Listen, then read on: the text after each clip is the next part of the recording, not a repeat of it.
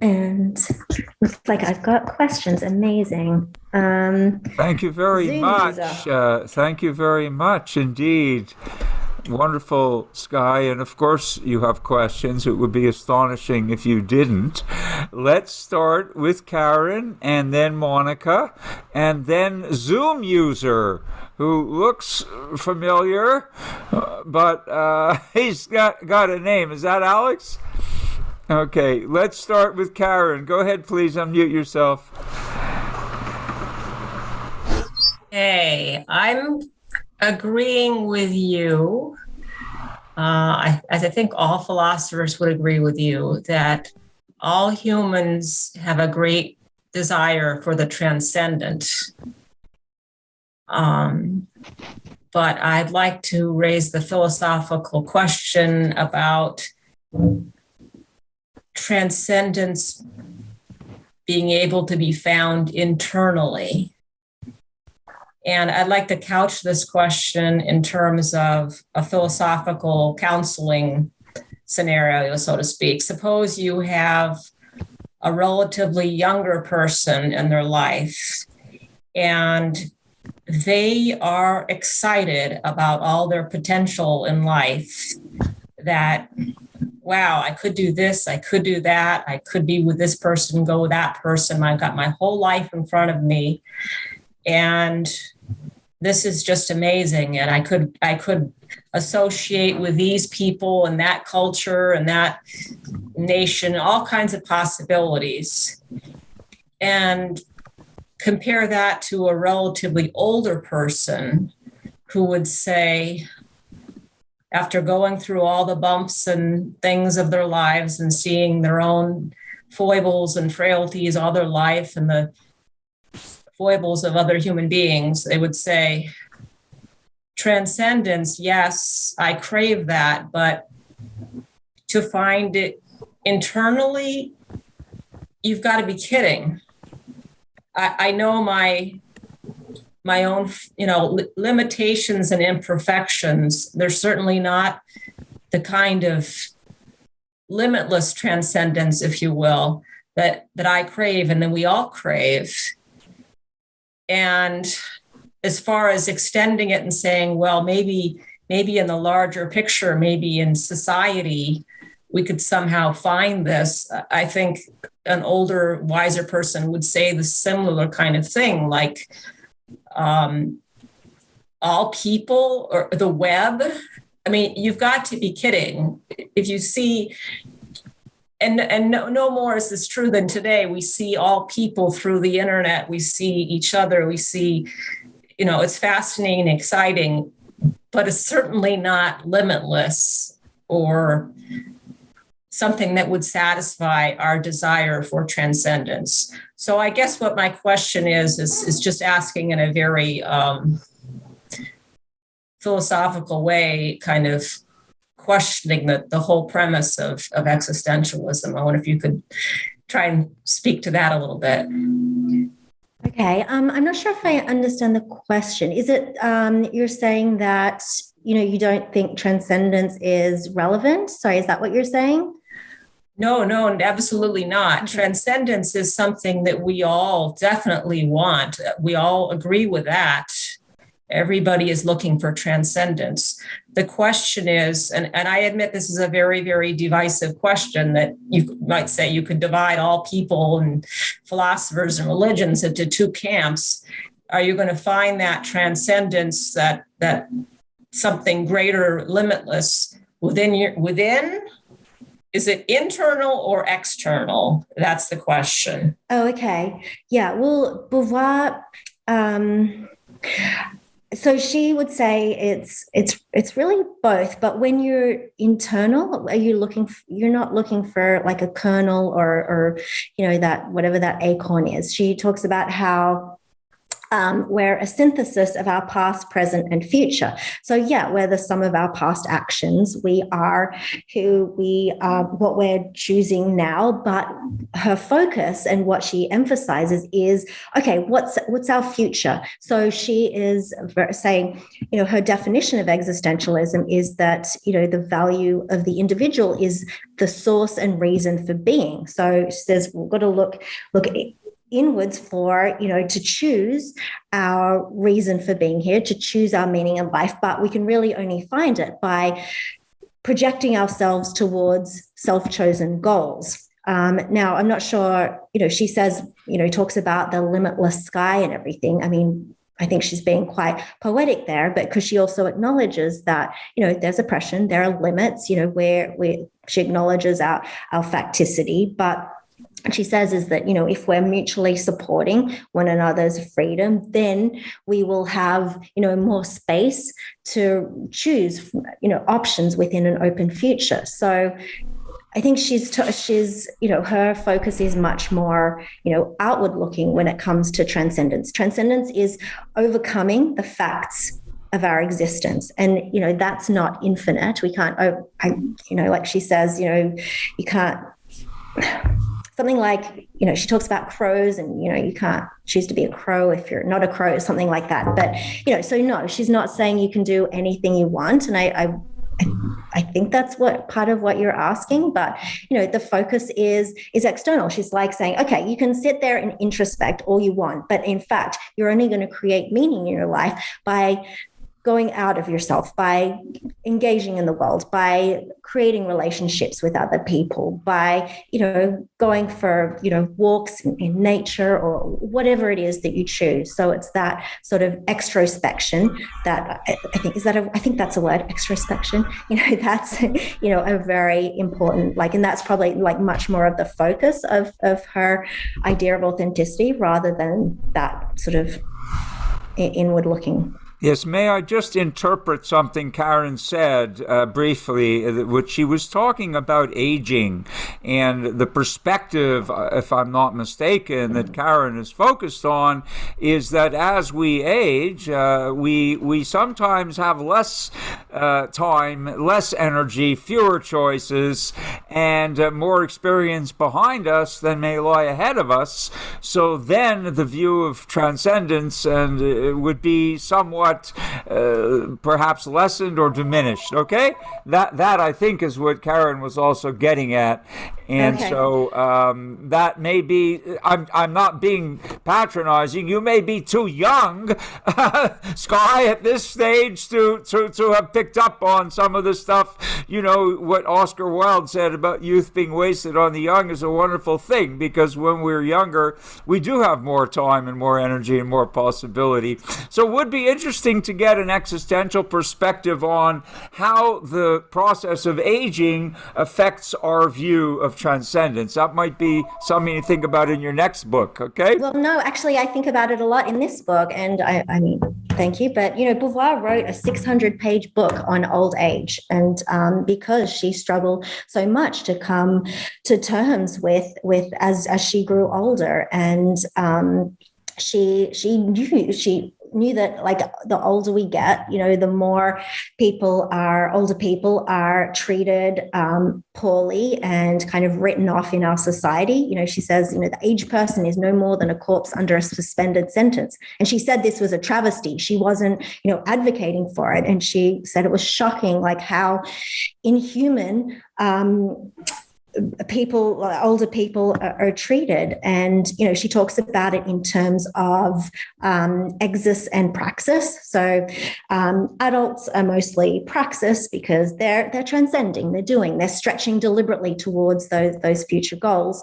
Whereas children and older adults are exist. They're being, not necessarily doing. But society treats children much differently to older adults because children hold this kind of future potential. They will become praxis. They will become, transcending adults. But she said it's a real travesty that older people are treated as exes without a future, and that it's a combination of they feel powerless and pulled towards death, and often they're robbed of being an agent of their own lives.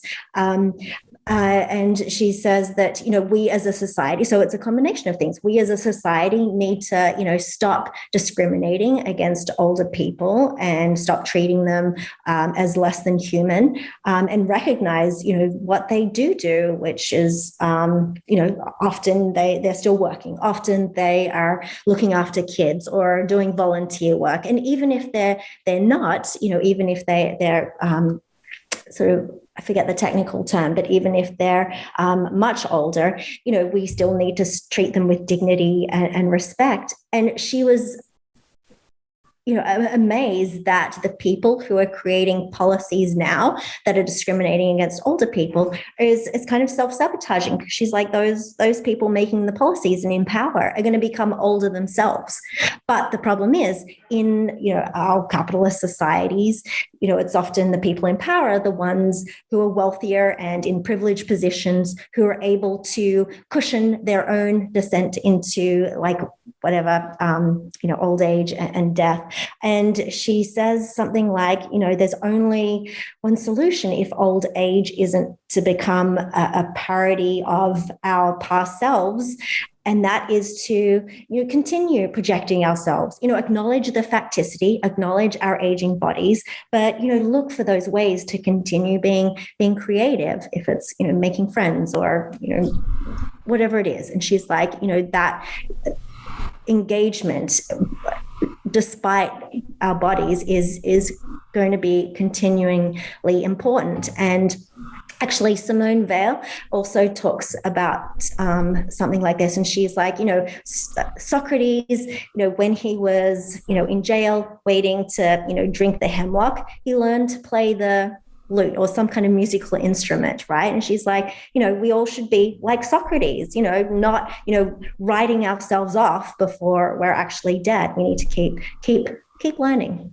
Okay, thank you for that thoughtful response. I would like to call upon those in our remaining time with you, Skye, those who've not yet spoken today, to give everybody a voice as far as possible. So, Monica, you're up. Please unmute yourself. Hi, can you hear me okay? Yes. I can, thank you. Hi, Skye. Hi. My heart is singing about your presentation. I'm very inspired and excited to remember about Beauvoir and the way that you presented. I have a comment thinking with you, and then a question. The thinking with you part is about this ethics of ambiguity, and you were sort of emphasizing the side of Beauvoir's thought of, respecting the other's freedom and authenticity. And I think the other side that might be worth emphasizing and kind of getting something new out of for today's, circumstances is the respecting the other's facticity too. She's always saying, that the point is that we're all ambiguously freedom and flesh. There are the parts of us that are capable of transcendence, and then there are the parts we can't control. And we should not only recognize the freedom in the other, but also the facticity of the other, and that opens up a deep empathy, I think, toward people's vulnerability. And that's another, not only are we champions for each other's freedom, but we're empathetic of each other's vulnerability. And I got that more out of the end of The Second Sex than the ethics of ambiguity, but I think that's a really wonderful ending of The Second Sex when she starts talking about that. So anyway, that's my contribution. And then my question is, how do this is something that puzzles me about Beauvoir, and I wonder if you can help us. How I understand that in the ethics of authenticity, she's okay with violent rebellion, and I'm wondering, how is it that you choose the side of universal freedom with the means of violence? Do you have any ideas about that? Yeah. So, I mean, I've been thinking about this too. And now think about it in the context of, okay, Russia invading Ukraine. Okay. Do we expect Ukraine to be pacifists? Well, no, like they have like people coming in and killing them. And Beauvoir's point is that, like, okay, it's a paradox of action. She calls it antimony of action. And I always get that word wrong. Antimony of action, like a paradox of action. She's like, yes, if someone is, if the Nazis are, coming into Paris, like you shouldn't be expected to say, oh, I respect your freedom. No, you don't respect people's freedom if they're like trying to kill you, if they've already committed, this, what she calls a soul sin against humanity, which is to, disrespect someone's subjectivity. She's like, no, whatever atrocities they're doing, that justifies violence in some cases. You normally don't want to do that. And she was a pacifist up until World War II, when she saw like these travesties going on. So she's like, sometimes it's a tragedy always, but sometimes, we need to, protect our own freedom and not let, tyrants walk all over us. And, violence is justified in that kind of instance. Yeah, thank you, Skye. I think you hit the nail on the head. De Beauvoir saw France occupied by the Nazis. Her boyfriend fought in the resistance. There was no way that World War II was going to end by negotiation, unfortunately. It had to be ended by force, and thank God we won. But anyway, politics aside. Paulina, you haven't said anything much today, aside from introducing yourself, so I'm going to ask you and John in that order, okay? So we can hear from everybody possible with their hands up. Paulina, go ahead, and then John Tambernino. Okay, great. Thank you.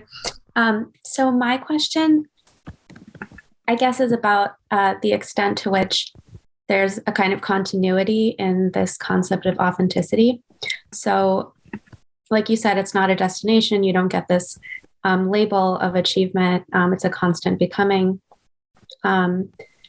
But as far as I understand her version of existentialism, you make a choice to take on a project, you complete this project, maybe, and then you have to make another choice about the next thing you're going to do.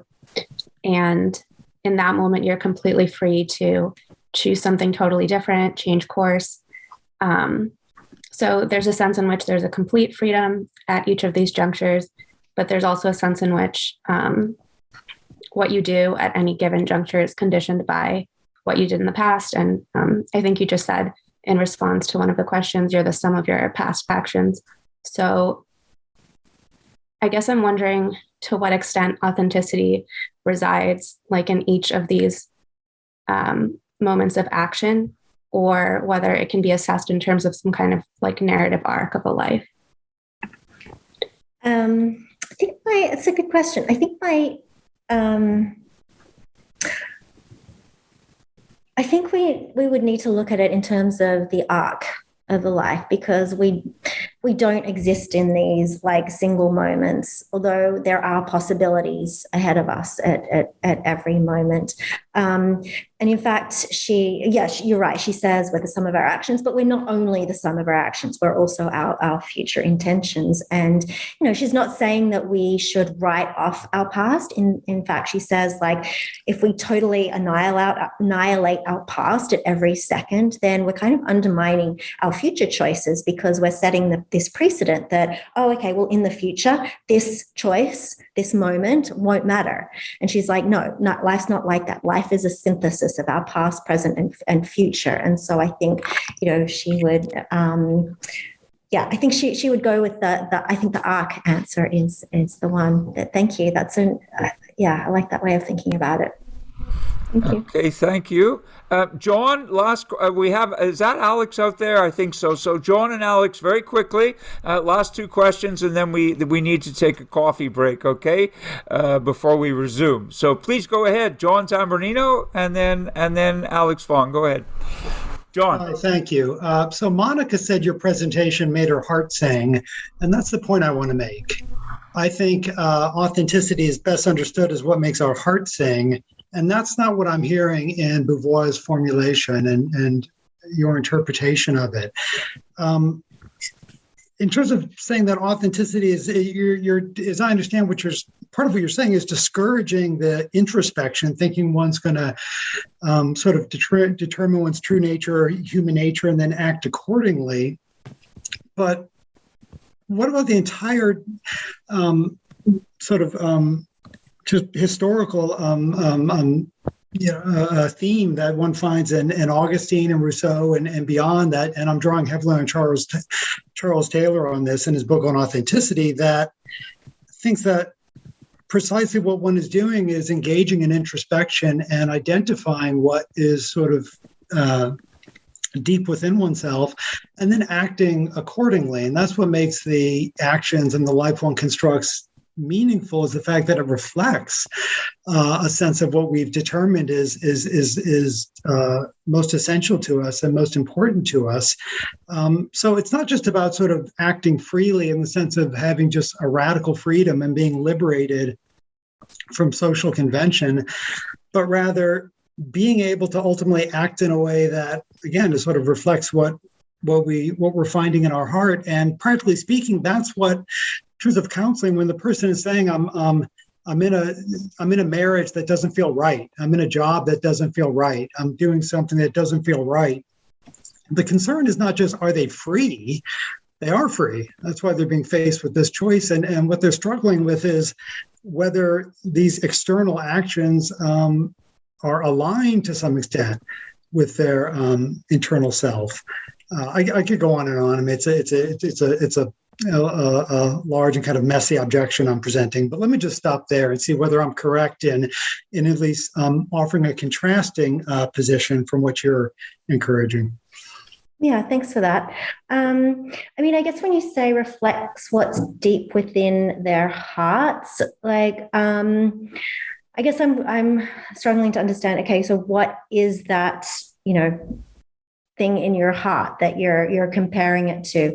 And I think Beauvoir would say that it's more about, okay, so what are your intentions and goals in life? And if your job doesn't align with, your intentions and goals, which is maybe to, have, work in which that you find meaningful, then, that's maybe what you compare it to. But otherwise, I'm trying to think, I'd be confused about, okay, so what is that, that heart that you're talking about? Is it, what you're saying is that, it's you're comparing it to your desires? Well, then I would say, well, that's, your intentions and goals and what you want out of life, how you want your life to be. And so Beauvoir would shift it, I think, more towards your actions and thinking about, okay, well, what have you done to get yourself to that place? And okay, well, what now? Okay, what are your choices now, and what can you do, like what's the doing that from here to better align your life with the chosen values and goals. Okay, thank you for that response, Skye. Before the coffee break, I'd like to call on Alex. Alex, you're from Hong Kong, but currently in LA. You're smeared out all over the map. Go ahead, Alex. Yes. Yeah. Skye, thanks very much for the very, very thought-provoking presentation. Become, and Roger Ames talked about becoming being the tradition of the Eastern philosophy and being the traditions of Western religion. What you're saying is very much I'm sorry, I'm having real trouble hearing Alex. Yeah, Alex, your signal is breaking up, yes. And I'm sorry, we can't hear your question. The signal is breaking up. Can you hear me now? Yes, at the moment. Okay. Maybe I put it closer. Now, the intersubjectivity part is really very much in the Chinese philosophical tradition. And this is the part which is very much missing, both in the Eastern world as the Western, because people seldom think about the other side, just think about themselves. And part of the reason, I think, is because of the changing sort of social, economic position when many economies are in the surviving mode. And when you're in surviving mode, you think about yourself, just like animals. And you don't have that privilege of thinking about others. So I wonder whether in your book you have addressed this wider social sort of economic context in which what is being advocated is not happening.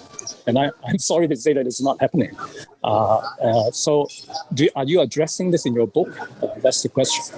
Okay, so you're asking, am I addressing the fact that some people are just in survival mode? Am I understanding correctly? Yes. But the world economies are more moving into a survival mode, so it's increasingly difficult to practice this authentic philosophy that you talk about when you take in this activity in your kind. In other words, respect the other. And you see that's also in the social media. People don't respect each other, they just attack each other. This is not happening out of the blue. It's a wider political economic environment, which is a problem for your philosophy if it is to be subscribed. Yeah, well, I mean, I think that's why Beauvoir and why the final chapter in my book is about rebellion, because, she saw that, the risk of capitalism was that, we would, kind of circle back maybe into fascism again. And rebellion was really a core part of her philosophy, and saying she totally acknowledged that some people, don't have the freedom and live in certain contexts where, they can't be authentic and they're just focused on resilience and getting through. But that's why she said, she realized her privilege and said, if we're in privileged positions, then, we need to fight for other people's freedom as well, and for their freedom to, take on authenticity. And that's why she did too. I mean, she, became an activist, after the second sex, and spent the rest of her life, fighting for, women's rights, women's access to contraception and abortion, and, working for a political journal. And so she recognized this, and she said, we have people in privileged positions should be using their privilege, not just for themselves, but for other people as well. Okay, thank you, Skye. Alex, I think you ought to read Skye's book, and then you can email her. Skye, you're on our website, right? You're easy to find. You have your own presence online, so anybody who wants to email you can surely find your email address and then continue these conversations with you. So this has been a wonderful session with Simon and with Skye. It's time for a coffee break, or whatever kind of break you're taking in your respective time zones. So let us reconvene at 3:30 sharp. Okay, that's 13 minutes from now, and we have yet to hear from, and will hear from, Massimo Pigliucci and Shanti Jones to wrap up our program. So we're not running behind really in time. We're running ahead on substance. So I mean, let's look at it that way. Thank you so much, Skye. Could we get a round of a virtual applause from everybody? That's tremendous. Let us come back at 3:30 sharp. That's 13 minutes from now. And then I'll introduce Massimo, and then Shanti, the inimitable Shanti Jones, will wrap up the program. Okay, please enjoy your coffee, and I'll see you all very soon.